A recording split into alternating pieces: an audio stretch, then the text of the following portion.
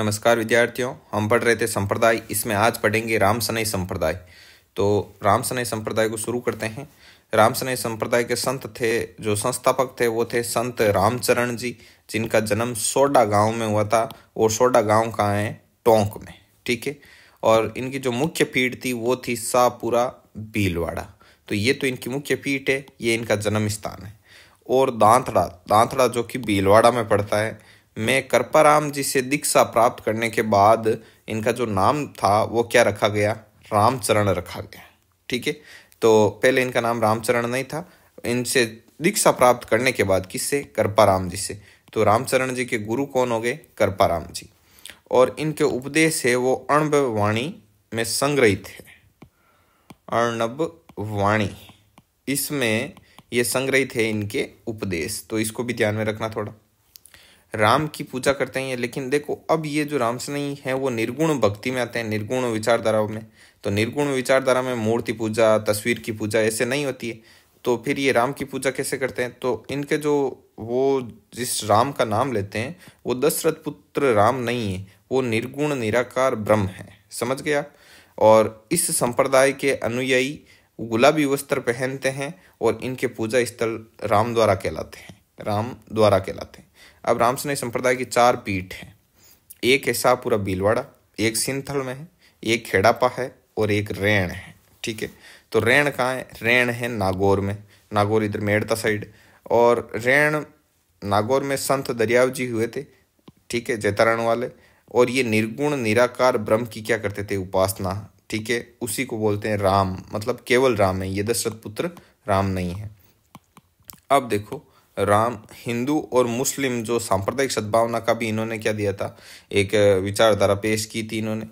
खेड़ापा जोधपुर में है और वहाँ संत थे रामदास जी। तो यहाँ दरियाव जी थे इस संस्था के इस शाखा के संस्थापक। और खेड़ापा वाली के थे संत रामदास जी। और सिंथल शाखा के थे हरिराम दास जी से दीक्षा ली थी। किसने? जो ये थे संत रामदास जी। ठीक है। अब आगे देखो, आगे है सिंथल बीकानेर। सिंथल बीकानेर के जो थे वो थे हरिराम दास जी, यहाँ के शाखा के संस्थापक। और इन्होंने संत जैमल दास जी से दीक्षा ली थी और पुस्तक लिखी थी निशानी।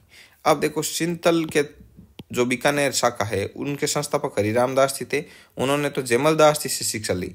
और जो खेड़ापा जोधपुर वाले संत रामदास जी है, उन्होंने इन सिंथल शाखा के जो हरिराम दास जी है इनसे दीक्षा ली। ठीक है। आगे बढ़ो। इनके बाद में आते हैं संत पीपा। संत पीपा का बचपन का नाम था प्रताप सिंह। तो देखो, इनका नाम शुरू में नॉर्मल नाम रखा जाता था। उसके बाद में जब ये बड़े हो जाते, शिक्षा वगैरह दीक्षा ग्रहण कर लेते, उनके बाद इनके गुरु द्वारा इनका नया नाम दिया जाता था। ठीक है। तो इनका बचपन का नाम था प्रताप सिंह। और गागरोन के खिंची राजपूत शासक थे ये। तो पहले ये राजा हुआ करते थे संत पीपा। बताते हैं कि पहले इनके ये राजा थे, इनका साम्राज्य था, रानियां भी थी। फिर बताते हैं कि इन्होंने अपने सबसे जो छोटी रानी थी उसके विचारों से प्रभावित होकर सांसारिक मोह माया को त्याग कर वैराग्य धारण कर लिया और सब कुछ अपने भतीजे को सौंप दिया, जो राजपाट वगैरह था सब। ठीक है। तो गागरोन के खिंची राजपूत शासक थे। इनके पिता का नाम था कड़ावाराव खिंची और इनकी जो माता थी उसका नाम था लक्ष्मीपति। ठीक है। और ये संत पीपा है वो रामानंद जी के शिष्य थे। दर्जी समुदाय इन्हें अपना आराध्य देव मानते हैं। किनको? संत पीपा को। समदड़ी गांव जो कि बाड़मेर में है, वहाँ संत पीपा का प्रमुख मंदिर है। मसूरिया गागरोन में भी इनके मेले बढ़ते हैं। और टोडा गांव टोंक में है, जो कि वहाँ पर संत पीपा की गुफा है। ये आरपीएससी का किसी टाइम में फेवरेट क्वेश्चन था। ठीक है। अब आगे देखो, इनकी छतरी कहाँ है? छतरी गागरोन दुर्ग में है। और निर्गुण ब्रह्म की ये क्या करते हैं? उपासना करते हैं। क्यों? ये भी किस में आते हैं? निर्गुण विचारधारा के समर्थक हैं। ठीक है। निर्गुण विचारधारा। आगे आता है निरंजनी संप्रदाय। निरंजनी संप्रदाय है वो संत हरिदास जी के द्वारा निरंजनी संप्रदाय की क्या की थी? स्थापना। तो संत हरिदास जी का टाइमिंग पीरियड था 1455 से 1528 तक। जन्म हुआ था कापड़ोद नागौर में। कापड़ोद नामक जगह है नागौर में। और मृत्यु हुई थी गाडा गांव नागौर में। और यही गाडा गांव इनकी क्या है? प्रमुख पीठ है। ठीक है। पहले ये क्या करते थे, लूट मार करते थे, अर्थात डाकू हुआ करते थे। ठीक है। अब देखो ये भी डाकू वगैरह हुआ करते थे। तो बताते हैं कि कलयुग के वाल्मीकि बोलते हैं इनको। किनको? निरंजन संप्रदाय के जो हरिदास जी थे इनको। क्यों? क्योंकि वाल्मीकि भी क्या थे, पहले डाकू थे। वाल्मीकि डाकू थे। वो कहानी सुनी होगी कि भाई जंगल में रहते, लूट मार करते थे।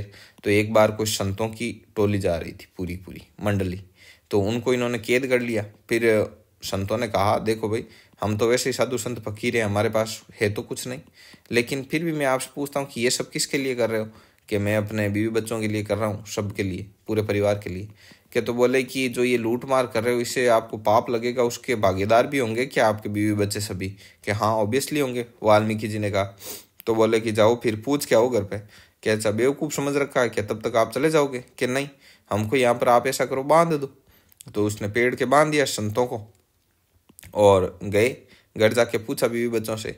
तो उन्होंने कहा कि भाई हम पाप के भागीदार क्यों बनेंगे, जो करेगा वही भोगेगा।